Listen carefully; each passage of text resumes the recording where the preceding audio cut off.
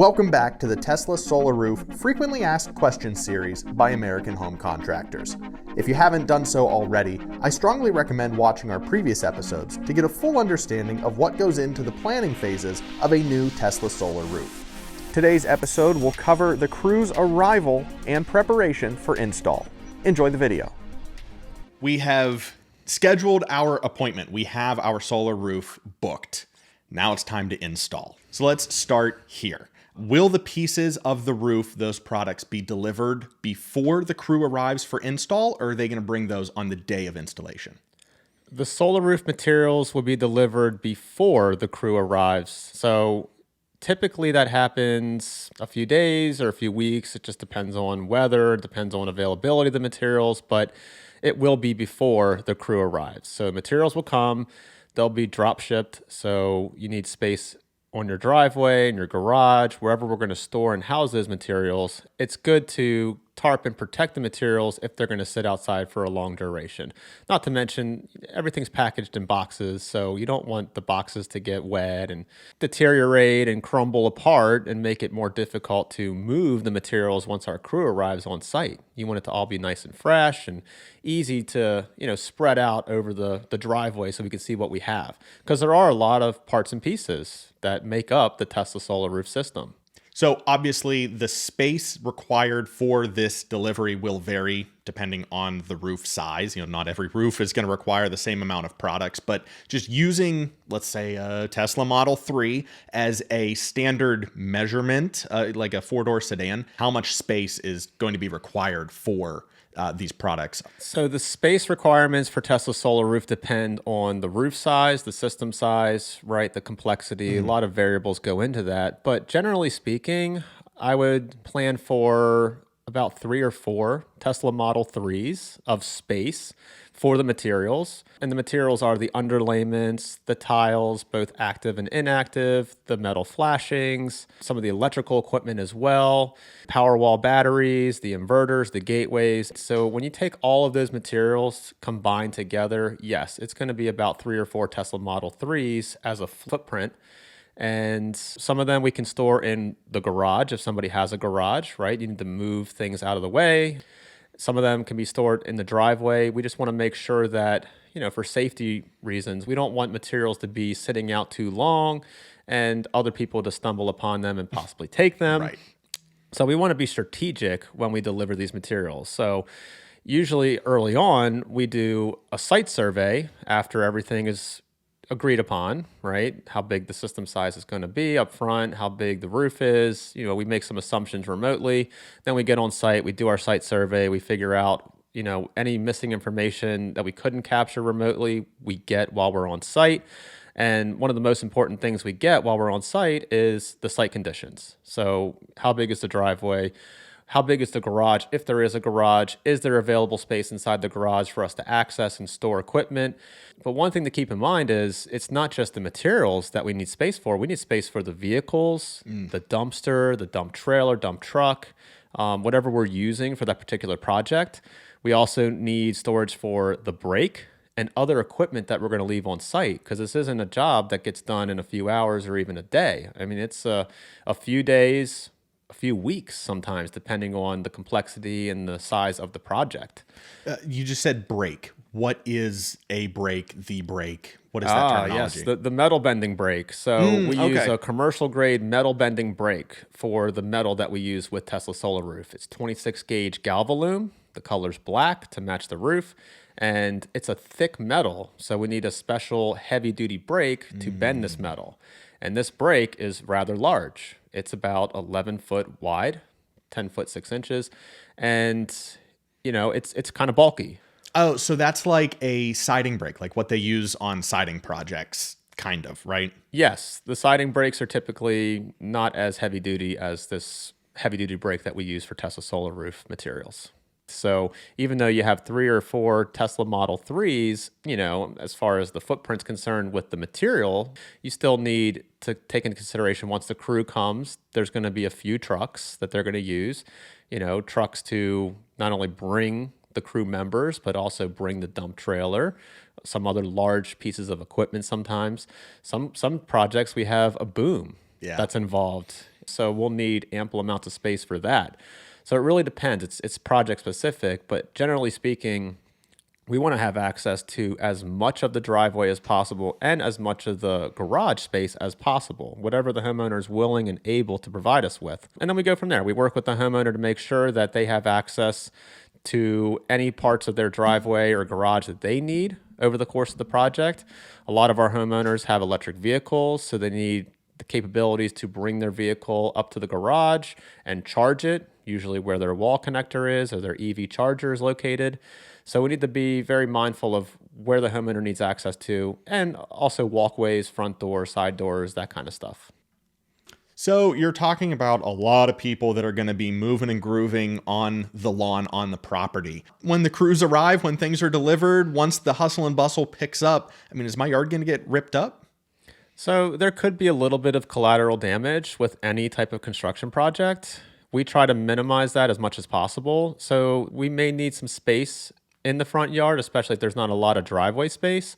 But generally speaking, the front yards don't get destroyed. Side yards don't get destroyed.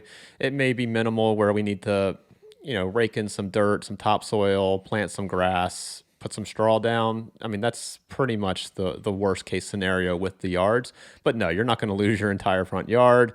The best rule of thumb is give us as much driveway and garage space as we can, because we're going to want to store our materials, our equipment, everything on site. And it's obviously best to have that stuff on pavement or concrete than grass. And do I have to be on site during this delivery process? So you don't have to be on site for the delivery process. It's always best to have somebody on site when something like this is being delivered. And that way you can kind of direct traffic, say, hey, I'd like some of these materials in the garage. I'd like some of these materials stacked over here on the driveway. Otherwise, we just have to do our best to communicate that with the delivery truck driver. We have to be, say, hey, they want it on the left side, don't block the right side of the garage. But it's always best practice to have somebody there. And we try our best to coordinate deliveries with somebody on site so that we can receive the materials, we can do inventory, we can cover and protect it. It's not always feasible depending on logistics, but we do our best to make sure somebody's on site. And if the homeowner is willing and able to help us out, that's great. We communicate with them and let them know the ideas and the game plan on where the stuff is going to be stored. And early on in the project, during the site survey, when we have the conversation with the homeowner, we discuss staging the project. Where is the dumpster going to be, or dump truck or trailer? Where is that going to be located? Ideally, it's located as close to the roof as possible so the materials can come off the roof and into the dumpster. But sometimes it can't be, sometimes it has to be parked on the street. So we discuss those things with the homeowner. We discuss also where the materials are going to go and where our equipment can be stored safely overnight. Gotcha. So besides prepping that area for the delivery of materials, either in my driveway, in my garage, wherever I have space available, other than clearing that space, is there anything else that me and my household can do to prep for installation? Before the Tesla solar roof is installed, before the crew shows up on site, like with any other roof project or construction project for that matter, it's best practice to look around your house, and if there's any fragile paintings or things on shelves that could get knocked off or knocked loose when there's people walking around the roof or materials sliding up and down, the house is going to experience some vibration, just with, tons of material coming off the roof and people being up there, 10, 15 people being on top of your roof. You can imagine that's a lot of activity going on. It's noisy. There's a lot of vibration. When materials are set down, we try to set them down carefully, but sometimes, it gets set down a little bit harder than we'd like and, kind of vibrates the house a little bit. So we do our best to limit that. And then also you just want to, make sure around the house is cleared out as much as possible. Any patio furniture, any plants that are right next to the house, anything you can do to move it away from the house so that it's, it's like a new construction site as much as possible. Ideally, with a new construction site, it's easy because there's nothing outside. It's just dirt, dirt, and maybe there's a walkway or something. But we look out for things. We move some certain things and cover AC compressors. We cover railings and walkways and all sorts of things when we get on site before we even get on the roof. But whatever the homeowner can take out of the equation, we ask that they move it away from their house carefully so it just doesn't get damaged. Okay, so it sounds like that it can be kind of hectic to be inside of the house during an installation. Is it safe to be? I can still be in my house if I need to be there, during the installation, right? It's totally safe to be in your home during a Tesla solar roof installation. Totally safe. The only caveat is it's going to be noisy, and it's not going to be as pleasant as maybe if you go into the basement or if you go off site, just frankly speaking. Like, it's going to be noisy. So if you're trying to do something, read a book or go on Zoom calls or virtual meetings or a podcast, right, on your first floor or second floor, like, it's probably not going to be the best environment to do those things. So when the crew starts tearing off the roof, it'll be noisy, and pretty much throughout the roofing process, it's going to be more noisy than, without people working around your house. So we always ask that people just keep that in mind. And if they have a basement, they can do whatever they want to do in more quiet setting, then go down into the basement. Or ideally, go off site, maybe meet the crew in the morning, maybe make arrangements to go have lunch off site, go to the library, go to the coffee shop, or whatever like that. But yeah, it's noisy and unpleasant. A lot of stuff's going on, and yeah, it's just noisy. So, product plug here. How do I stay up to date as the homeowner getting a Tesla solar roof? Say I do go to the coffee shop or whatever during the installation. How am I staying up to date with an install by American Home Contractors? The best way to stay in tune with what's happening on your project is through Company Cam. So we use Company Cam as an app for taking pictures, and the best way for us to keep the homeowner in the loop is to share a timeline link with them where they can click on the link and they can access photos in real time of what's actually happening and being taken on site at their project.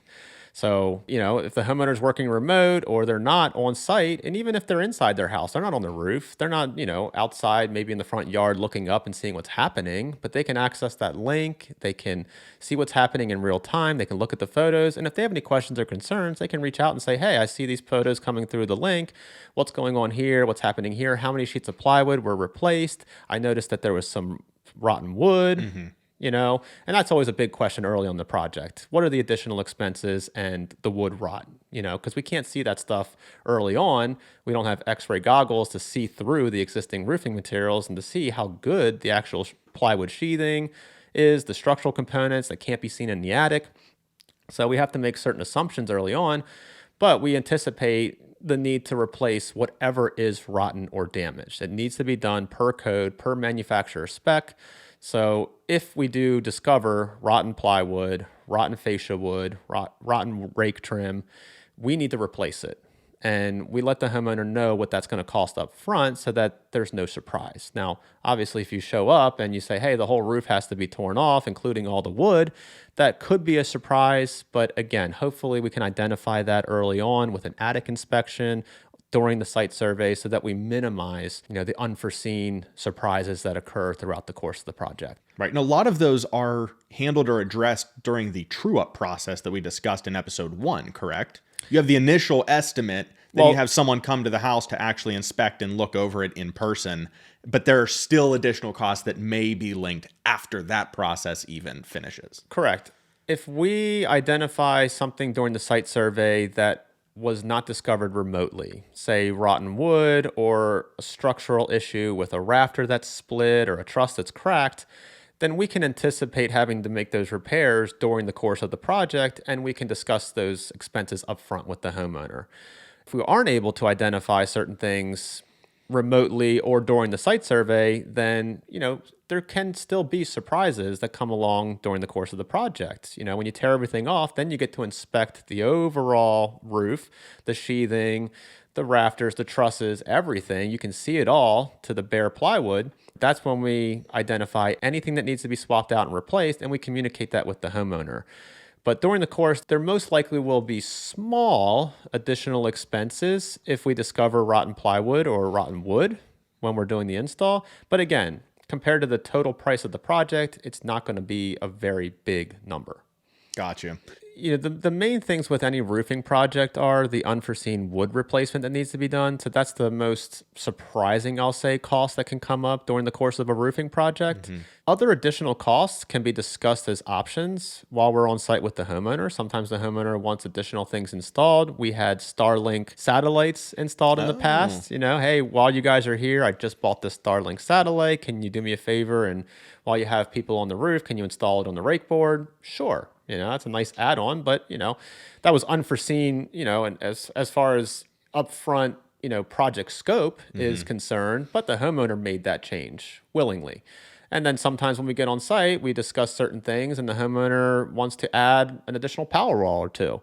And, we prefer that to be discussed up front and kind of assumed once we go into the project of installation, but sometimes things change and, hey, I originally wanted 2 Powerwall batteries, but now I want 4 Powerwall batteries. I realize the importance of a full backup and I really want those 2 extra batteries. I understand what the cost will be because we did discuss that option early on. And now I'm kind of just really wanting to do that. So we've had that happen, and additional costs can come up throughout the course of the project, whether it's unforeseen or, the homeowner is requesting them. So during the install process, will people need to be walking through my house, through the interior of the home to get up to the attic at all for any of the installation? I know in episode 1, we went over the process of how we string all of the solar arrays through the attic, then down the house into the inverters. But does that process happen later when the electricians show up once the roof is installed, or are the crews going to need access into the attic via the house? I think it's important to separate the installation process into 2 parts. The first part is installing the Tesla solar roof, right? Tearing off the roof, installing the underlayments, installing the tiles themselves, getting everything set up for the electricians to do their work in part 2 of the project. Now, part 1 and part 2 can happen simultaneously. The electricians can be on site. They can go in and run some conduit through the attics and even install the power walls and certain electrical equipment outside, inside, but it's separate from the roof. And typically what we do is we install the roof first, and then we install the electrical equipment after the roof is already installed. Once we do the electrical process, that's when we will need to have access to the inside, and we will need to have access to the electrical panels. Outside of the electrical panels, usually on the outside wall, we'll need access to that around the house, and we'll need access to the attic. During the course of the roof project, sometimes we do need access to the attic if we're replacing wood, if we're relocating pipes and vents. Then we would prefer to have access to the attic just in case we can't gain access through the roof. Typically, when we do the roof replacement project, if we're relocating a pipe, we'll tear off plywood, roof sheathing, to gain access through the roof because it's a lot easier to walk through the attic when the wood above us is removed. Then you can stand up, you can move the pipes a lot easier. You're not crammed into an attic with, a very small space to work with. It's good to make sure that if we need access to the interior of the home, we do have it, but it's more relevant for the electrical portion of the project than it is for the roof installation portion. Gotcha. And we're going to get to the electrical portion of the installation here in just a second, but during the initial install, we are going to be wiring things here and there, connecting the arrays on the roof, right? We're going to be chaining all of the different solar tiles together. Am I going to lose power at all? Is that an issue that I should be prepared for? When we're doing the Tesla solar roof install, we don't need to shut off the power to the house. That only happens when we do the electrical portion and we're tying into the meter or the electrical panel. So we don't need to shut any power off if we're doing work on the roof. It's just like any other roofing project. Sometimes if you're using some outlets outside, a breaker may trip, but, and again, that's why we would prefer to have access to the inside just in case. And the homeowner on site is always good, if they want to leave for part of the day because it's just noisy and, we don't want them to have an unpleasant experience, then go out for the middle of the day, grab lunch, whatever. But it is nice to have somebody there to allow us to go inside if we need to, flip a breaker, if something, were to flip if we're using saws and stuff outside. But no, we don't cut the power off during the Tesla solar roof portion of the install. We do have to cut the power off when we do the electrical portion, when we're tying into the electrical panels Obviously, for safety reasons, we need to cut the power and make sure our guys are safe during that process. And it's only an hour or two, typically. Gotcha. That makes sense. Okay, so there are clearly different stages of the process, right? We install the roof, then we install the electrical, and then we do PTO, the switch over with your batteries and your meter and the utility company. So for the roofing part of the install, roughly how long is that process going to take?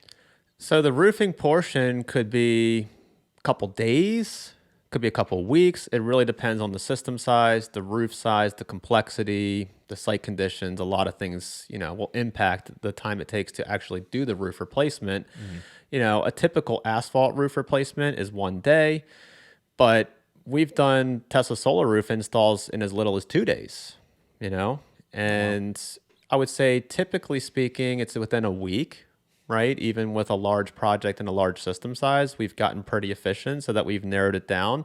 And usually we like to build in some buffer with weather and some delays. So yeah, it's pretty quick. Pretty quick and painless. That's not a long time to be on site, and we're very efficient. Our feedback from our customers has been great. Hey, you guys, you don't mess around. You get on site, you work hard, you take a quick lunch, and you're back at it, and that's what we want. We want to make sure that we can get that roof done as quickly as possible so that homeowner can get back to doing what they were doing. The electrical part is a little less invasive. The electricians come in, they work with the, next to the electric panel, they do the equipment outside.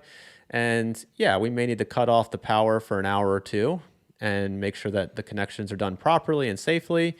But that part of the process is usually a day or two as well, right? Again, depending on how many batteries are going to be installed, how many inverters, how many gateways, where the equipment's located, how close it is to the driveway or the, garage, how much conduit has to be run in the attics. Also, the electrical side can be, usually a couple days, or it can be, a week or something. Just depends on what's going on. But again, it's not very invasive or distracting when the electricians are on site, because we know what we're doing, we're efficient, and the areas that we're accessing aren't really like, the livable space. We're not going into the living room. We're not going into the dining room and, the kitchen. We're in the basement, usually the garage, outside next to the electric meter, those types of areas where the homeowner's not hanging out. Right.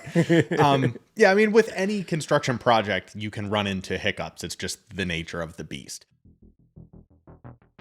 Is it possible for it to be too cold or too hot for us to install this roof? When do I need to decide how many Powerwalls I want to have installed? The Tesla Powerwall batteries will have a little hum, Thank you so much for watching today's video. If you have a question that we have yet to answer, you can drop a comment down below and we will be sure to answer it as soon as possible. We'll see you in the next one.